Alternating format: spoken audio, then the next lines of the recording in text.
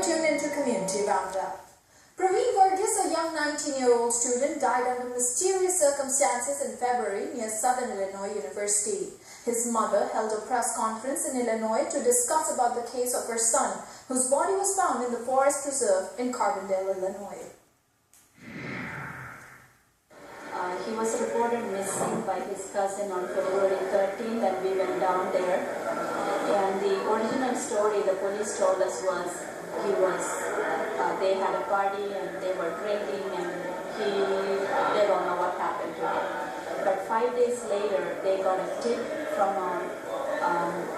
now we find out this is the cousin of the driver that took him. He drove him, and they said he was drinking and he didn't know where he lived, so they drove around and they had an argument and he ran into the woods and died of hypothermia. That was the original story the police told us. There are more than 1,000 people attending on that. That's everywhere. All Indian community were there, including Sheila Simon was there, several Mayor Pravin. But we went beyond that, asking the owner. I talked to the owner recently, and he's aware of this now. And I recently met him in a house, talked to him about that, and he's aware of this issue. And we want to race to the next level. It's very, very hard. It's almost 6 months right now, and when you send your kids to college, you think that's where their future is going to start. You don't think that it's going to end there. That's where we are now. Whatever happened to us, we are trying to prevent this happening from any other family.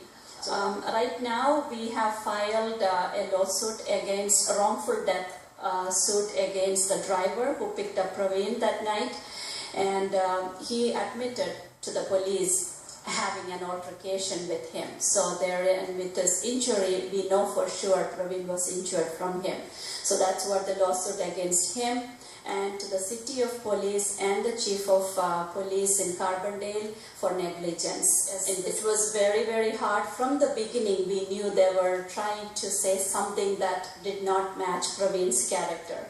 Initially, they said this all college kids do this and he will come back in 4 or 5 days, and we knew that Pravin would never ever do that. He always, every day he called home. He came home on the weekends, every other weekends he came home, and that was very, very unusual for him not to call us. So from the beginning we knew this was not right, that he was in trouble. And after they found him, they had inconsistencies about the position he was found, how the clothing was, and the location where he was found. They had so many inconsistencies. Initially they said he was found face down, they said he was then again face up.